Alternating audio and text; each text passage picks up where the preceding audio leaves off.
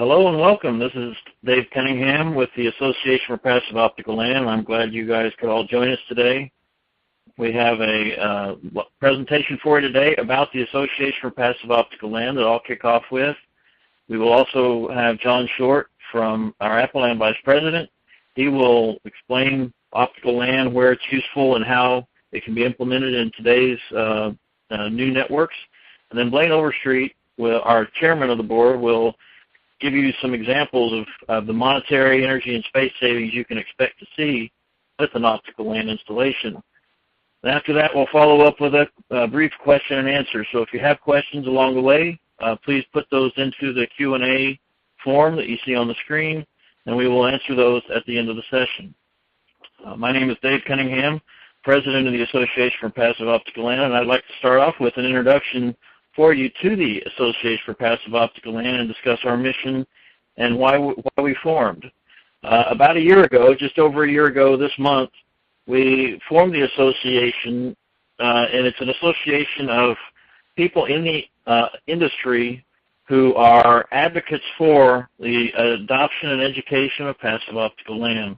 That's our mission, is to help the industry understand passive optical LAN and what it is, help companies involved in the industry get together and understand the market and what the potential is for passive optical LAN to revolutionize networking. We were founded by 7 companies. You see the logos there on the screen: 3M, Corning, IBM, Leidos, TE, Tellabs, and Zone. And we got together as companies to put an industry together around passive optical LAN and make sure that we had a voice in the industry and a place that all the interested companies could come as participants in the passive optical LAN industry and have their voice heard.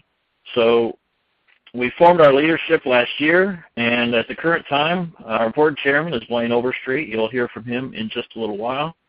Our chair-elect is Tom Ravarak from Tellabs, and then we have directors from all the other founding companies: Rylan Merrick from 3M, Kevin Morgan from Corning, Jeff Jones from IBM, Brian O'Connell from TE Connectivity, and Brian Caskey from Zone.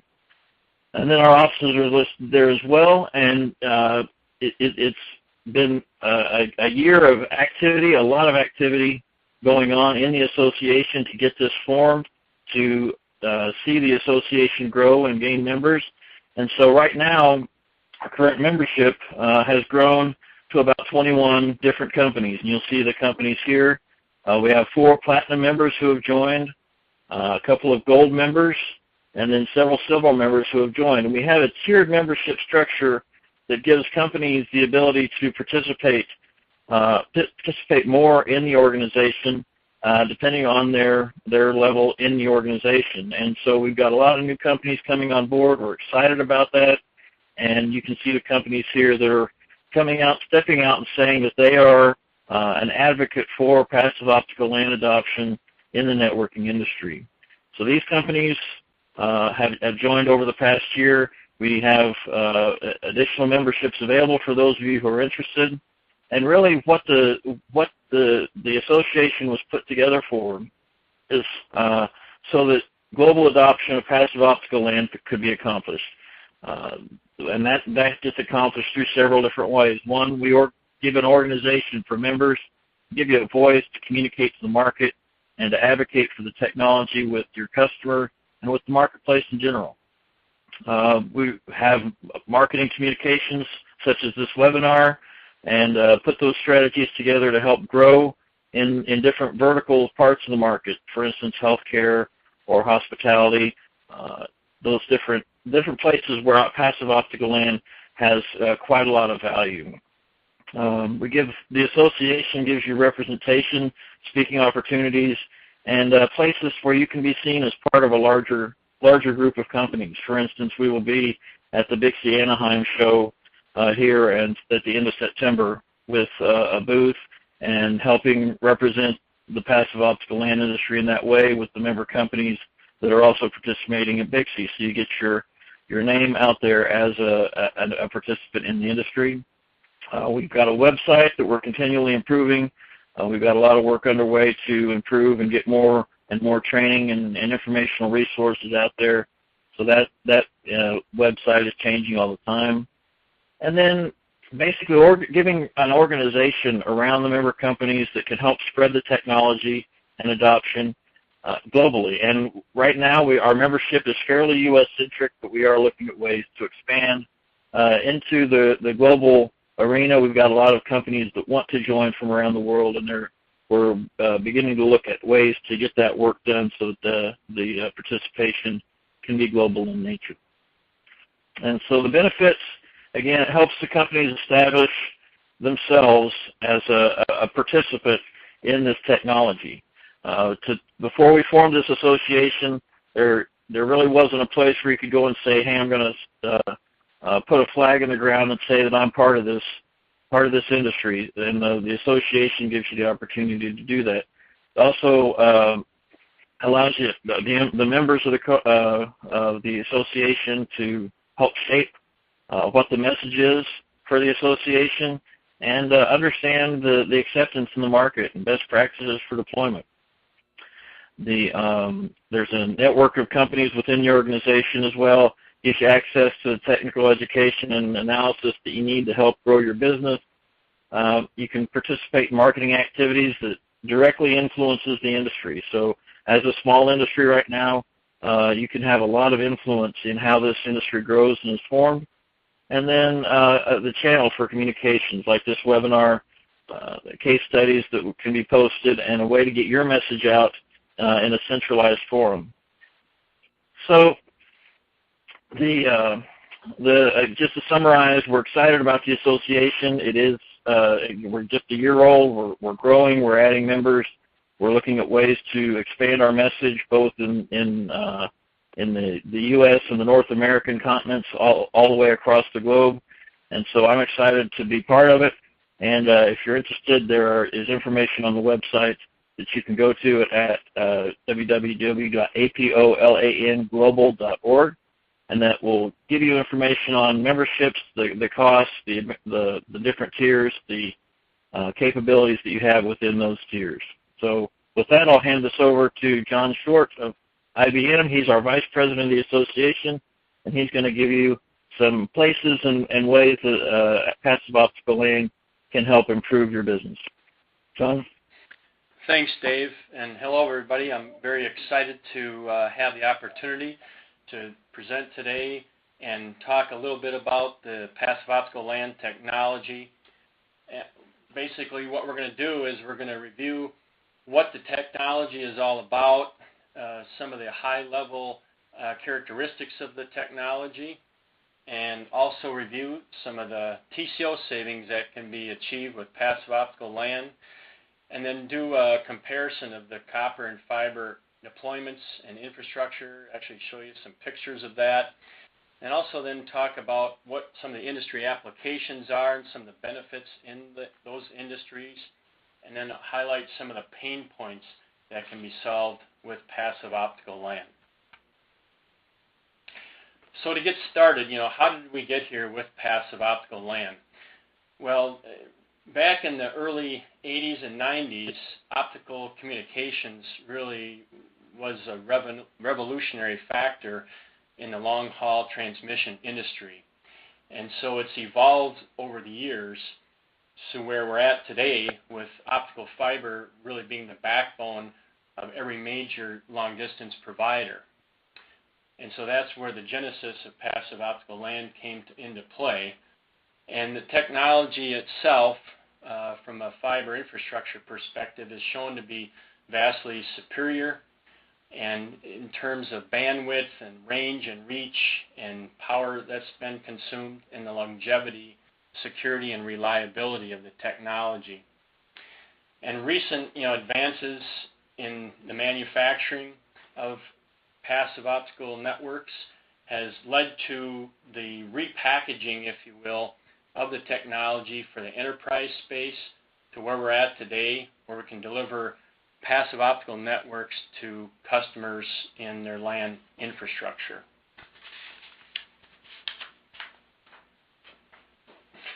So what is passive optical LAN? Passive optical LAN is a fiber-based infrastructure that is highly cost effective and very efficient, very environmentally friendly, and it's an alternative to the existing copper Ethernet switch architecture that most are familiar with today. It's a high performance, high density solution that delivers data at high speeds, and it supports video, voice, data, and any other IP-enabled device that you may have in your network. The technology is deployed in many different environments. It's deployed in offices, for example, hospitals, universities, hotel rooms, factories, or any really industrially harsh environment. And it delivers this comprehensive connectivity for any local area networking requirement that you might have for an IP-enabled device. So what are some of the characteristics of passive optical LAN? We touched on the fact that it evolved from the telecom industry and then ultimately for fiber to the home with the cable operators. And then initially the U.S. government adopted this technology and has deployed it throughout the military, and now we see it today in the enterprise space. So it's a proven technology. So if there's questions about whether or not this is proven, it's a highly proven technology, been in place for over 10 years. Single mode fiber infrastructure, layer 2 access technology. It's highly reliable and secure using 120-bit encryption. It delivers voice, video, and data, as I mentioned before, and other IP devices supporting a converged IP infrastructure solution. It's actively and intelligently manage and control, where the bandwidth can be allocated at the end user level and guaranteed. And it's also a future-proof technology, and we'll talk a little bit later about what we mean by that. And also it's supported by all the standards, ITU standard technology for GPON and TIA approved. And some of the side benefits of this technology, it enables the elimination of some of the physical infrastructure that's typically required, and we'll talk a little bit about that, eliminating the need for IDF closets, for example, and the HVAC and power conditioning that's associated with that. And as David mentioned, this technology is deployed globally, and so it's something that's available around the world to operate in customer environments. So let's look at a comparison of passive optical LAN compared to traditional LAN infrastructure. So as you see on the left, this is the traditional LAN infrastructure using the same core switch layer, so that doesn't change. What does change when we get to the distribution layer, where you see on the left, there's multiple switches that's supporting the distribution layer. On the right, with passive optical LAN, you just have one OLT, or optical line terminal. And then as we go down the stack at the aggregation layer, on the left with traditional LAN, you still have switches there at the building level, and then also at the building level on each floor, typically in the IDF at the access layer, there's also switches there that need to support distributing the signal throughout the infrastructure. Whereas on the right, we're able to eliminate that aggregation layer and able to eliminate the access layer basically by using the passive nature of the solution. And so we are able to take that signal, the optical signal, and split it using optical splitters without any electronics. So we're able to reduce that need for additional power and cooling that we talked about before. And at the very end, we take that optical signal and convert it with an ONT, or optical network terminal, back to an Ethernet signal that plugs in to the devices. Now, another great and tremendous feature of this technology is the ability to extend the signal through the optical infrastructure by up to 12 miles or 20 kilometers. where there is a distance limitation with the traditional network infrastructure of 300 feet. This significantly exceeds that.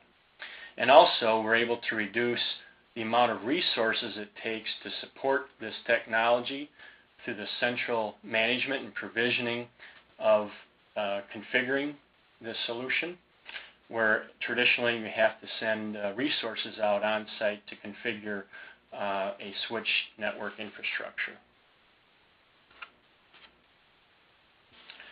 So let's look a little bit closer at the technology itself with Gigabit Passive Optical Network. The technology itself provides the capability to support 2.4 gigabytes downstream and 1.2 gigabytes upstream. So this is accomplished through the optical line terminal that you see on the left that supports 1 gig or 10 gig network uplinks. From there, it converts the network signal to an optical signal, goes through the optical splitter that you see in the middle. That can be either a 1x16 or 1x32 splitter that goes out to the optical network terminals that converts the signal back to Ethernet. Again, this is a completely passive infrastructure using single mode fiber, and it can serve remote buildings up to 20 kilometers away. And what do we mean when we say POL is future-proof and scalable technology? Well, with a traditional Ethernet solution, it may be a 7 to 10 year span that technology will support the speeds that are being used by an end user. Well, with passive optical LAN single mode fiber, the fiber infrastructure is installed once, and then it can be used for many, many years to come, over 25 years, because it can support terabyte speeds.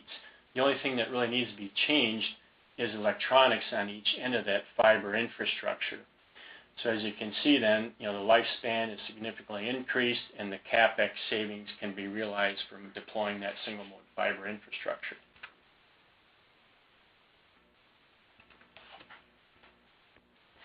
So what kind of cost savings are we really talking about here from a total cost of ownership perspective?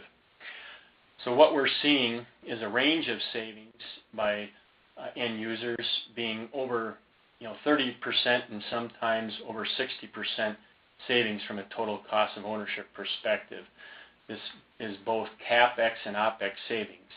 The CapEx savings comes from the reduction in the amount of materials that's required, the reduction in amount of equipment and electronics that's required, and also the installation costs that are associated with installing the infrastructure. From an OpEx savings perspective, there's a reduction in use of power because it's a passive infrastructure, and also a reduction in CapEx because you don't require the same amount of air conditioning and power conditioning that's required with traditional LAN infrastructure. And also from a network upgrade perspective, we talked about the savings that can be achieved there. Again, because of the fact that you're not ripping and replacing the connectivity, you're keeping that single mode fiber infrastructure in place and just replacing electronics that are associated with passive optical LAN. So this is not only a great technology from a increased service and performance perspective, but it also can support cost savings that would support lead credits. So some examples here for lead credits with passive optical LAN: the reduced power requirements and savings of 40 to 60%. An example of reduced HVAC requirements here.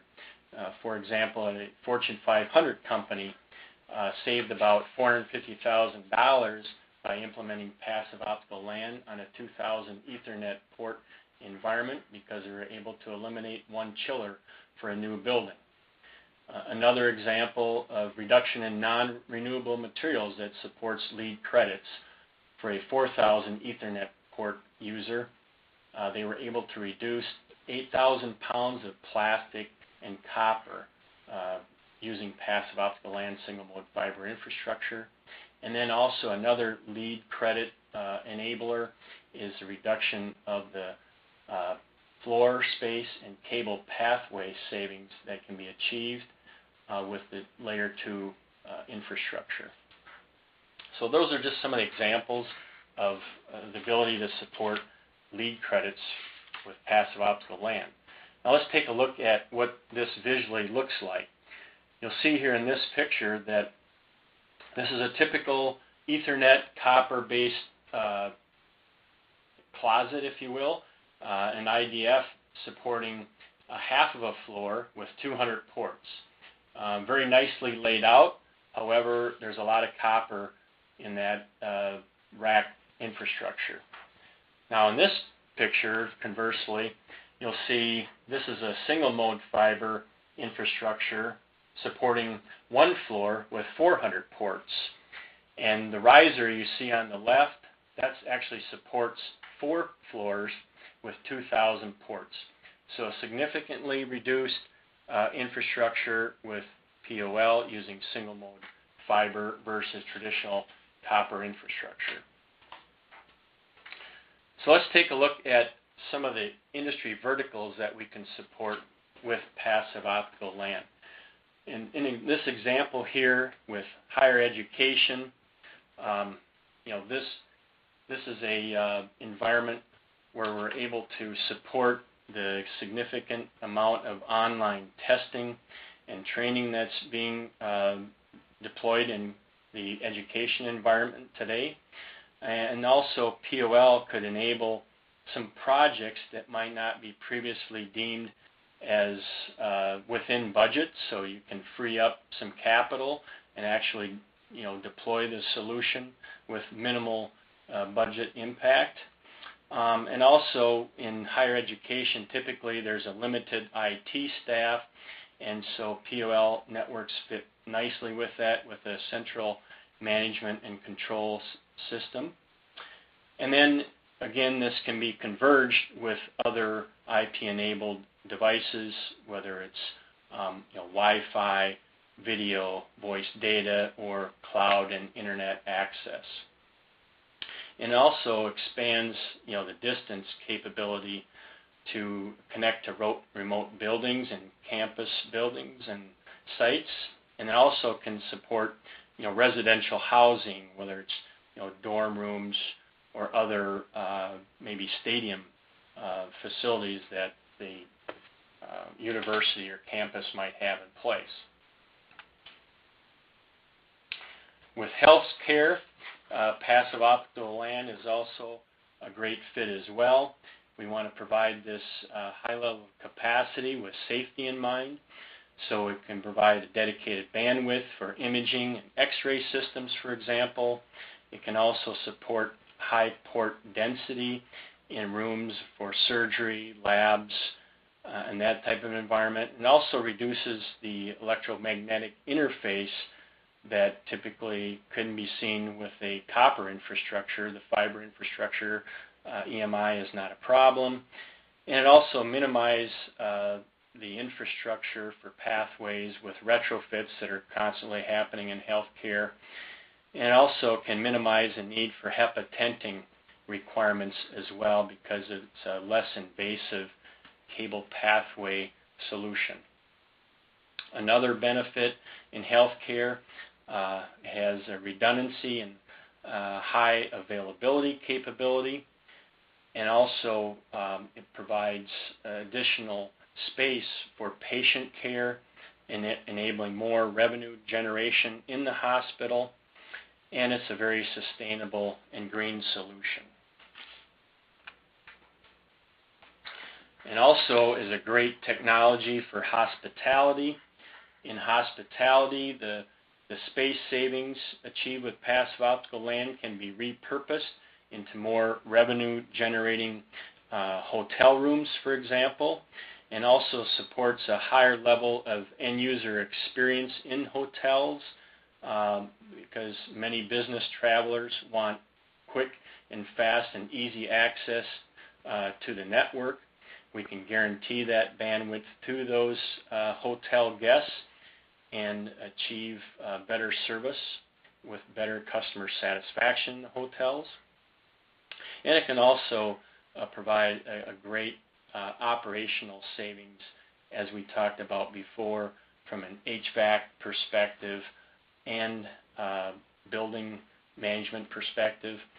And it also supports the convergence, again, of all these different IP systems within a hotel and reduces the overall maintenance costs. So a great technology for the hospitality space.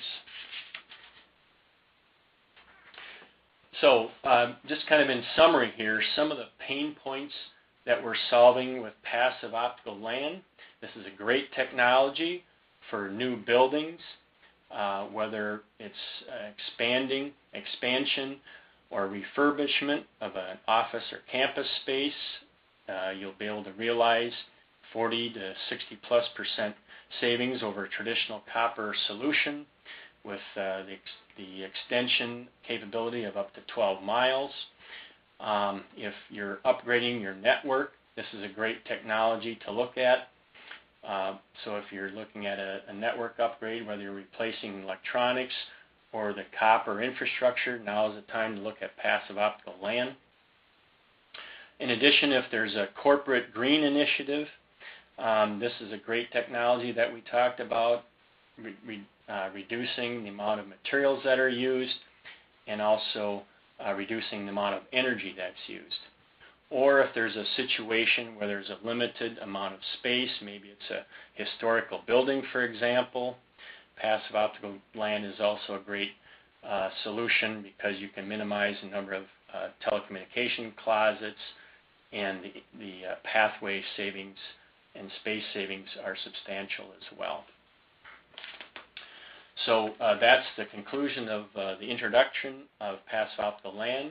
Now I'm going to turn it over to Blaine Overstreet.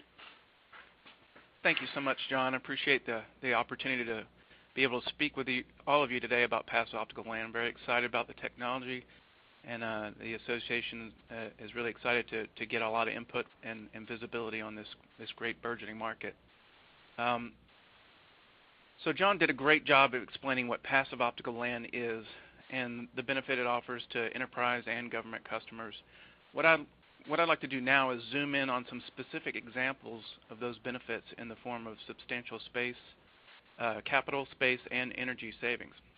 I'd also like to touch on some further details regarding the value proposition for passive optical LAN itself. So, you know, we're talking about an infrastructure that, yes, it did come out of the telecommunications carrier market, so we're reapplying it in a new way. But we were able to take advantage of a lot of those benefits that the carriers looked at this technology for. So it's very flexible, as you would expect, a technology that can extend and support a community or a municipal environment. It can also scale to support any enterprise or government needs. So whether you're a very large campus environment, higher education, or military installation, just any large environment, or even smaller businesses, you know, a couple hundred users certainly can take advantage of it. And again, with that carrier class infrastructure, I mean, the telecommunications carriers would not be deploying passive optical passive optical networking in their service provider networks if they couldn't rely on those components. So we are talking about 5 nines reliability, and we're just reapplying that same reliability in the enterprise environment. And in terms of you know, the electronics, it's extremely future-proof in that the standards continue to evolve, and we'll talk about what some of those advancements as well as current standards offer us. But another great future-proof benefit is the fact that the passive infrastructure, the single-mode fiber, it's been around for decades already, but we're using it in a new way. We're bringing it all the way to the desktop in many cases, and that is going to afford us some long-term benefits in the form of being able to use that infrastructure for bandwidth considerations and longevity of the network. So first, I want to talk about the capital savings. Let's look at an actual installation that was done a few years ago, and it's a cost comparison of a passive optical LAN versus what would have been deployed, which was traditional switched architectures in the form of a Cisco switch architecture. Could be Juniper, could be HP, Brocade, whatever manufacturer out there. So we're just going to compare, in this case, an actual passive optical LAN versus a Cisco architecture. It was a 7-story building with about 120 users per floor. And what would have been deployed would have been 2 telecommunications rooms on each of those floors. There would have been a quantity of 3 Cat6 drops per user, 2 48-port and 1 24-port switch in each of those closets. They would have had a dedicated air conditioner for those closets, as well as a 7-foot rack and a UPS for each of those TRs. But they actually deployed a passive optical LAN instead, and in that case we have a single optical line terminal down in the data center, which was powered by a 48-volt DC rectifier. And then we're going to deploy an optical network terminal for each user, so a dedicated ONT with 1 fiber serving that ONT. And instead of TRs, we're going to actually have 14 zone boxes or fiber hubs. This is nothing more than a passive enclosure that houses the splitters and the horizontal drops, as John described earlier. So let's go ahead and take a look at that. So first, for that active Ethernet, or that legacy switched architecture, on each floor we would have had 2 riser closets, each with a 7-foot rack. There would have been a fiber backbone and a patch panel, and as we go through here, you'll see that the nominal costs build up for that infrastructure. We would have needed some the Cat5, in this case it's Cat6 UTP cables going to each of those TRs. 2 48 and 1 24 ports 3750 switches. And there's the patch cables and all the cable management hardware to integrate all that. There's the cost of a UPS in this integration. And oftentimes IT organizations don't bear this cost, but somewhere in that organization the cost for the HVAC, the air conditioning for that closet needs to be put into play. So sometimes that's an often overlooked infrastructure cost. Similarly, the construction of the closet itself varies over the country between $100 $150 per square foot, but we definitely need to consider the total cost of ownership of this current infrastructure. There's the installation labor associated with all of the above. So we arrive at a cost of about $127,000 per floor for those 2 TRs. To do the whole building, in this case, it would have been almost $900,000. Those are some big numbers, so often IT organizations don't see those large of a number because they're not looking at the full cost of the infrastructure to support that. Not included in that capital expenditure is the ongoing operational expense of power. So this was actually a deployment within Maryland, and there was 12.5 cents per kilowatt hour on the power. So based on that, we were looking at about $3,000 a year in power to power not only the Ethernet switches, but the UPS and HVAC as well. But that's not what happened. Instead, a passive optical LAN was deployed, and in the data center, you need a 48-volt DC rectifier to power that OLT. The OLT itself is powered. You put commercial power into the rectifier, and then that converts it to 48 volts for the OLT itself. So it's a small 2-rack unit rectifier, not a large battery bank or anything like the telco carriers might need. Then we're going to go from the OLT to a fiber frame. Now back then, this particular deployment was done with fusion splicing, but since a lot of implementations are done with pre-connectorized or at least field terminated on one end riser cables, which can actually save a lot of money due to the overall cost reduction over the past few years in pre-connectorized cable. There's some fiber cable jumpers to integrate all that. And then just for apples-to-apples comparison, we did include the cost of a UPS in this comparison, but in reality that data center has a very large UPS with a generator, but we wanted to include that cost for apples-to-apples comparison. And there's the installation labor associated with all that equipment. So we arrive at a cost of about $114,000 for this head end of the passive optical LAN. This really can't be compared directly to a legacy switched architecture, because in both cases you're likely going to need a core switch to interconnect your core components such as your email, your storage, and your voice servers. But certainly we want to include this OLT in the cost comparison. So up on each floor of our passive optical LAN, we're going to go up with still a riser cable, a fiber optic riser cable, but now we're going to use single mode fiber, about the same cost relatively speaking. But now it's going to change dramatically because instead of going to a telecommunications room, we're going to go to fiber distribution hubs, or zone boxes as they're sometimes called. These zone boxes are actually mounted within the ceiling grids, and they house those splitters as well as the horizontal drops, which now are distributing from those zone boxes through J-hooks. They don't need to be deployed through cable tray or even interduct to protect the fiber, because we're going to use reduced bin radius fiber drops, which is a much more resilient fiber than perhaps some IT professionals are used to seeing and deployed for the past 20 years. Reduced bin radius fiber is instead very resilient, has a 5 or 7 millimeter bin radius on it, and you certainly can get it in plenum rated quantities. So we're going to take that reduced bin radius fiber straight out of the ceiling and click it into the faceplate, whether it's wall mounted or what have you in modular furniture.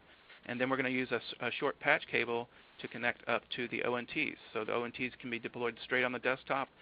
Some environments may house them in special enclosures to protect them from public areas or what have you, but the vast majority of POL deployments today are done by putting the ONTs straight on the desktop. Now we see the installation labor associated with all of that, and this is really a dramatic capital savings, because you can use pre-connectorized fiber to actually connect from the zone box to the desktop. No need to punch down all 4 pairs of copper cable. All that goes away. The testing is much more rapid as well. So you simply clean the end face of the fiber and click it in the faceplate, and you're done. So great installation savings associated with it. So we arrive at a cost of about $57,000 per floor, and to do that whole 7-story building, we'd be looking at about $400,000. So that was dramatic savings we saw with that. In fact, that specific example, we were able to see a 42% savings relative to that traditional switched architecture. And there's not a lot of technologies out there that are going to afford you that type of double-digit savings. So this is really why passive optical LAN is situated to drive a lot of interest. I mean, those capital savings are pretty compelling. So the next benefit that I want to talk about in a little more detail are the energy savings. It's often misunderstood that passive optical LAN eliminates power consumption. And certainly we're not doing anything magical. We do need power out in the end user spaces. We need power for CCTV cameras, wireless access points, things like that. And the ONT will often use power over Ethernet to power those devices, or some of those devices in the field. So what we want to do is actually look at it, just to keep the math simple, we'll make it a 10-story building, and we'll assume that each floor of that building would have had 2 telecommunications rooms per floor, each room with a 10 by 10 square footage, so 100 square foot per TR. And each of these floors is going to support about 120 users per floor, each with 2 Cat6 drops. So that's the traditional active network approach. And then comparing that to a passive optical LAN approach for that same building, still 10-story building, but we don't need those TRs anymore. And those 120 users would each be equipped with a single 4-port ONT that provides the PoE power from the ONT. So in that situation, in that scenario, if you look at that the top comparison there, we see that actually we do have about a third more power consumption in the form of the passive optical LAN. Those ONTs distribute out in the end user comfort cooling zones of the building are pulling, in this case, about a third. In some cases, we've seen about the same amount of power draw. I'm just showing, worst case scenario here, 1,200 watts per floor for a total of 12,000 watts versus a traditional network. So the power consumption is one element here, but the other thing that often gets misunderstood is the power savings has a lot to do, especially when you're talking about the IT energy consumption of a building. It's about heat dissipation and the ability to actually take that heat from IT equipment and dissipate it, to cool it, to reject it from the comfort cooling zones of a building. And in the case of a legacy network, we're usually talking about a 10 by 10 closet with very small amount of surface area. to dissipate that heat. So what we have to do then is look at the efficiency of how that heat gets dissipated in the form of watts per square feet. So many IT professionals are familiar with the watts per square feet consideration in data centers. The same thing applies from if a mechanical engineer looks at the requirements for a building, they need to know how many watts per square feet are going to be consumed, and therefore design HVAC systems to dissipate that heat appropriately. So this is where we actually see the savings in a passive optical LAN. A traditional network architecture in that same 10-story building, we'd be seeing about 4 watts per square foot compared to passive optical LAN, which is 0.4 watts per square foot. And this is because we're moving those 12,000 watts out into a 30,000 square foot floor plate, which is really going to dramatically reduce the way we have to deal with that heat dissipation. So it's much more efficient when you can actually have the heat be absorbed by the occupants in the space and the filing cabinets, the carpet, and the ceiling, as opposed to a very small 10 by 10 closet where you're going to have to dedicate an HVAC system to that. Now, another consideration on this energy is in that traditional network architecture, I'm not even depicting the cost or the heat and power requirement associated with the HVAC. So this is strictly the devices themselves, the Ethernet switches versus the ONTs.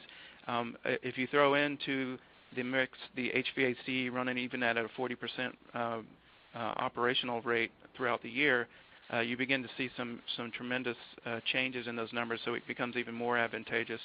And keep in mind, at the end of this comparison, we're talking about having 4 Ethernet ports per user as compared to the traditional architecture where we were only providing 2 Ethernet ports per user. So really dramatic energy savings associated with that. The next consideration I'd like to take another look at is the space savings.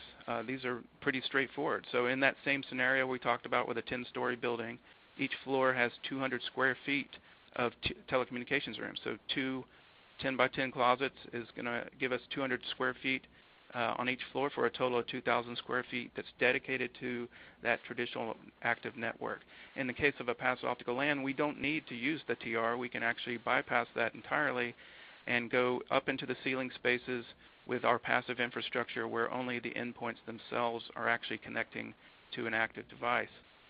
So in this scenario, we are then returning back to the building owner 2,000 square feet in the form of those telecommunications rooms, which, depending on where you are in the country or what type of real estate you're leasing, that could be $25 a square foot, which means a $50,000 a year savings in real estate costs. So depending on where you're at, that can change, but certainly that's not an insignificant amount to consider in any company's budget.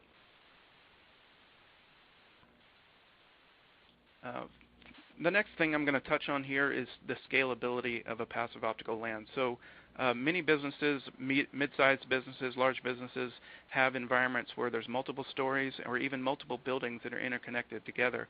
And oftentimes that requires a distribution architecture where the core switch in that data center then subtends to distribution switches, which then subtend to workgroup switches. With a passive optical LAN, we can eliminate all of that complexity and go for miles if necessary to the end user, to the printer, to the wireless access point, what have you, without any mid-span complexity, no power devices.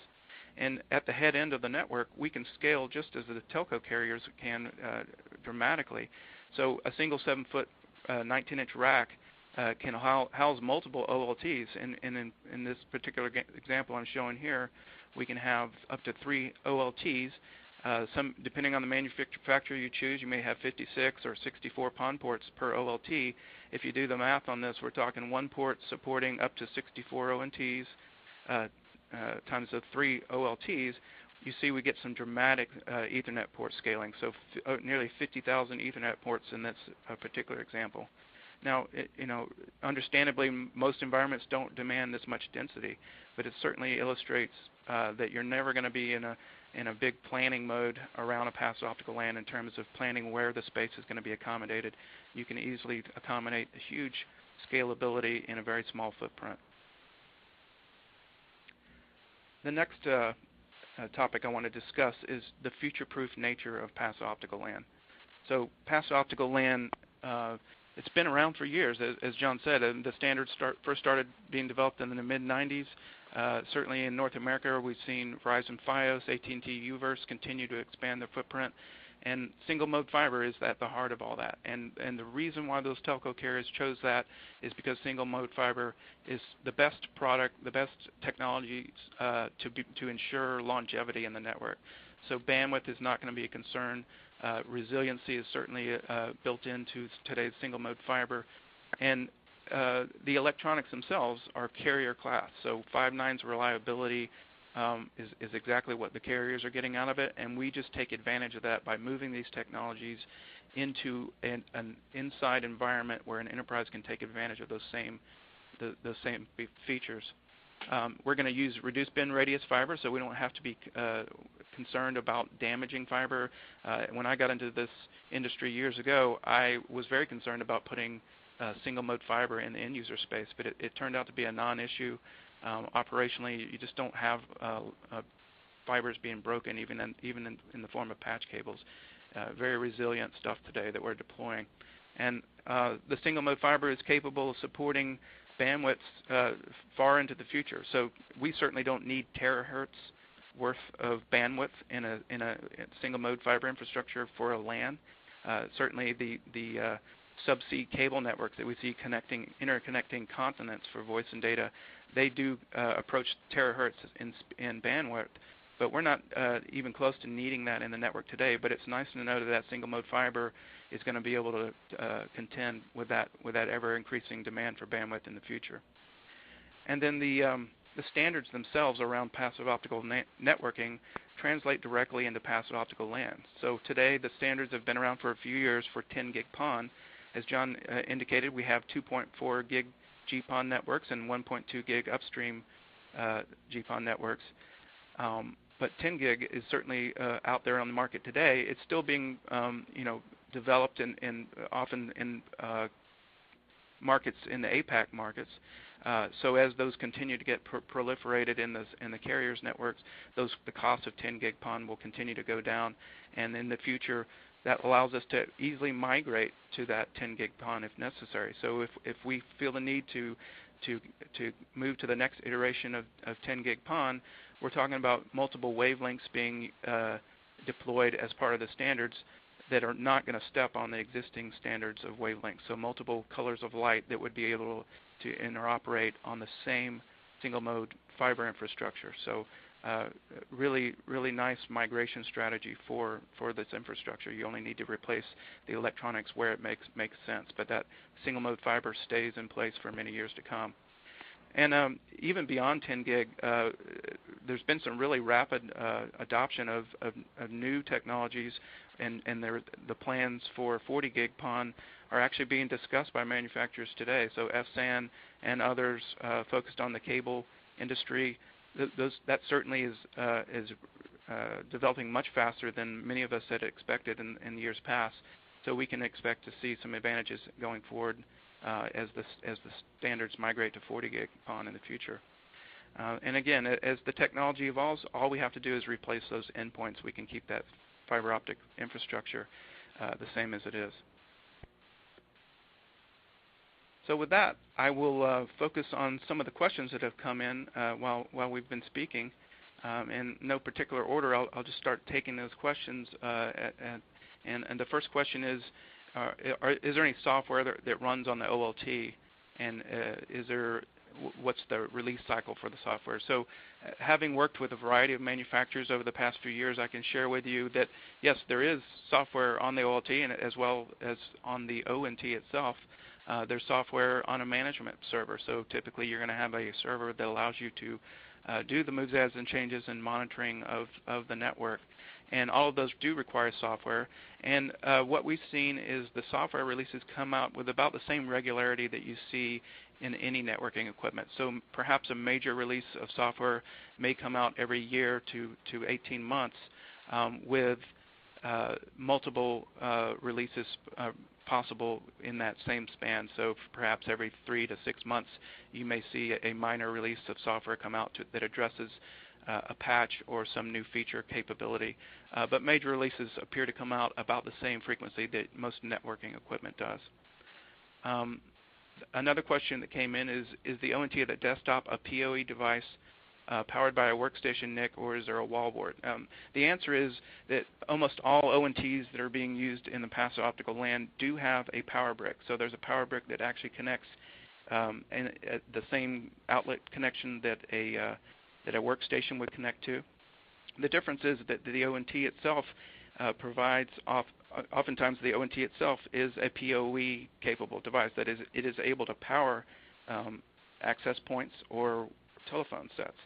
So that is how we accomplish the powering of a PoE device. It's the ONT actually becomes a PoE injector at that point, using the local power at the workstation or wherever the ONT happens to be deployed.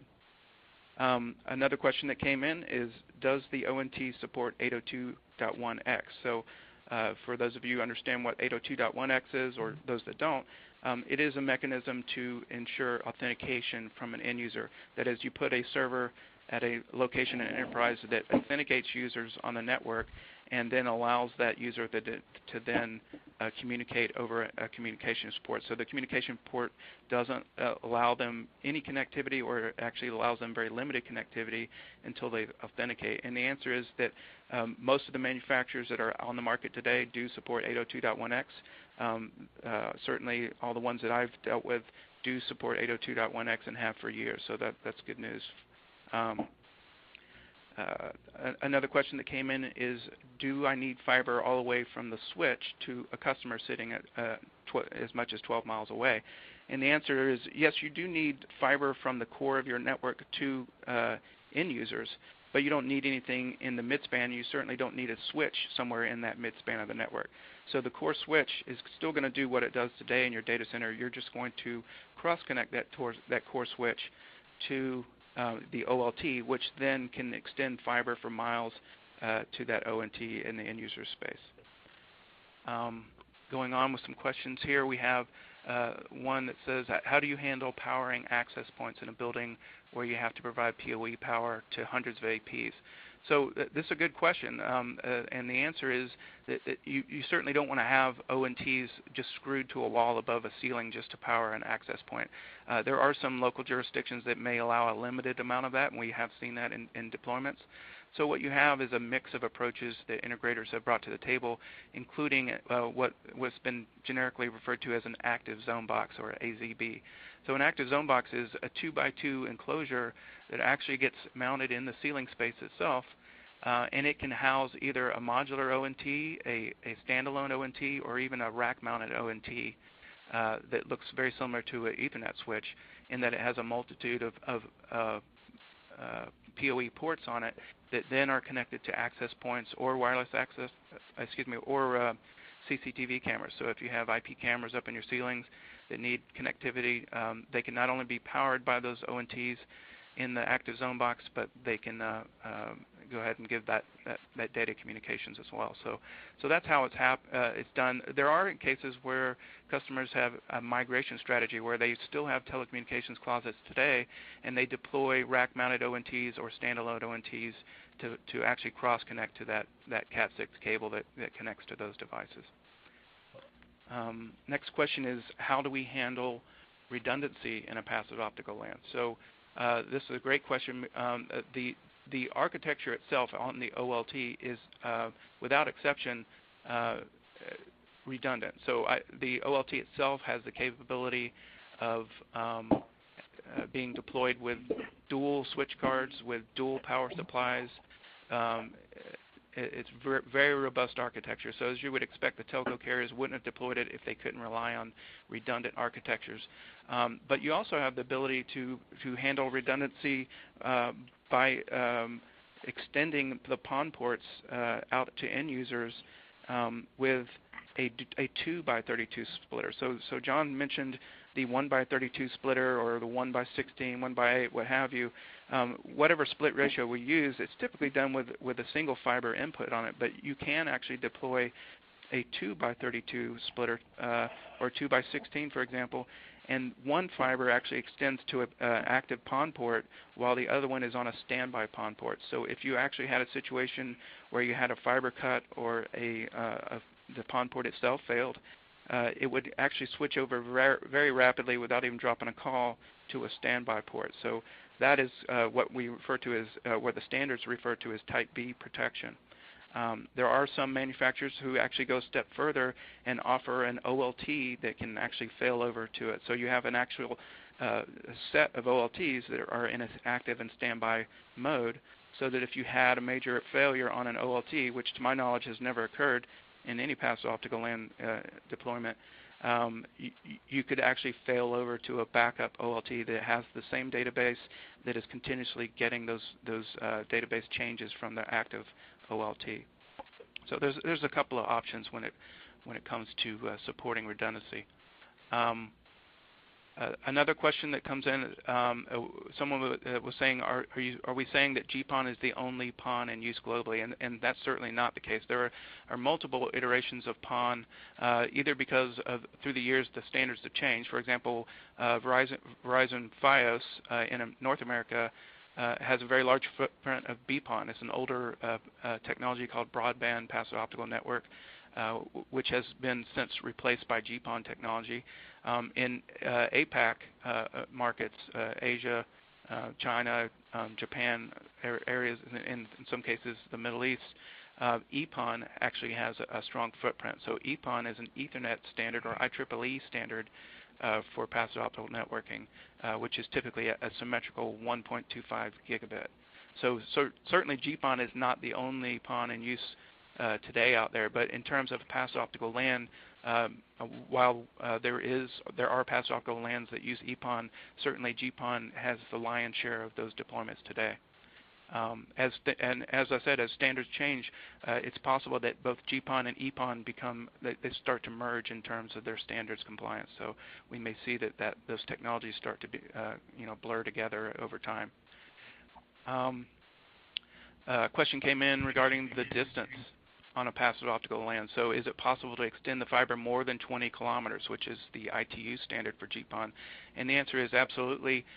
You can go well beyond 20 kilometers, 30 kilometers and more by simply using different optics. So since GPON's standards were developed, there has been newer standards, B+ and C+ optics on the passive optical network. So it's just a matter of that transceiver that is on both the OLT PON port and the ONT PON port. If they are equipped with the newer standard optics, they can go well beyond that, as well as engineers can actually reduce fiber splits themselves, which gives you a longer reach on fiber. So if you had a rare situation where you needed to go beyond 20 kilometers, that is possible. Next question is, how open source is passive optical LAN, or is this more of a Cisco support model? And the answer is, each of the manufacturers deploy their own software methodology. That is how the software on the OLT talks to a management platform, and that's pretty much left largely up to the manufacturers to determine in terms of what the GUI looks like, in terms of how users interact with it, and what features are implemented from a LAN perspective. In terms of the PON itself, however, you'll find that the manufacturers all adhere and strictly adhere to the ITU or IEEE standards for communication from the OLT down to the ONT. So that's strictly adhered to. Often where you see the differences is when you get into feature implementations. For example, how you deal with power over Ethernet, or whether we support features like LLDP, media endpoint detection, things like that. So it's in terms of open source, it's not open source by any means, but we do have a standards compliance associated with this. One question was simply, can this presentation be shared on the web? And the answer is yes. There will be communication on how you can get access to that, as well as we will put the Association for Passive Optical LAN will put this presentation on the website as well, available for you. So wait about 24 hours or so, and you should see that communication out there. Continuing on with the questions, we have one, how long does it take on average to perform a software upgrade on either an OLT or an ONT? So the ONTs are, without it, I'm pretty confident most every ONT I've dealt with is just a matter of seconds, literally. So once you issue a command to download software to the ONT, it's typically not service affecting at that point. So you're downloading the software to the ONT, and then the ONT will reboot itself to take advantage of that new software. And in every case I've seen, an ONT has two copies of software, the new software and then the previous software, so that if something happened, somebody disconnected the ONT during a download, it would still be operational afterwards, and you'd be able to reboot it with a new software. So the ONTs actually have about a 30-second reboot time on average, so 20 to 30 seconds is what you would see from a service outage as that ONT gets rebooted, and you can push that software remotely from the OLT and schedule it after hours, for example. The OLT itself, depending on the manufacturer, ranges from as little as a 20-minute upgrade to 45 minutes or so, depending on the database. So a very large database is going to take a while for all the software to propagate, the database to be replicated, and then the OLT itself to reboot. So some manufacturers have capability to do a hitless upgrade on the OLT. Others do not currently have it, but they have it on the roadmap. So that does range, but I would just say nominally you can expect a 20 or 30-minute outage in terms of an OLT being upgraded for any major release or activity. And we do have customers we've seen in the past that simply choose to use the software they have. They haven't adopted the next software release, and that's fine, and that's actually a model that often the telco carriers take. Let's see, next question was regarding the comparison of bandwidth available at the user port and significantly lower speed. So I'm not sure I understand that question entirely.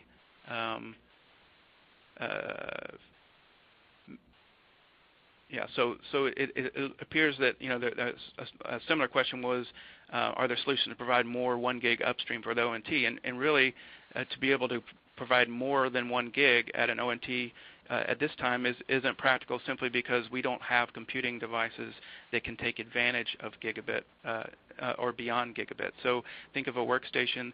It has a gigabit Ethernet port on it.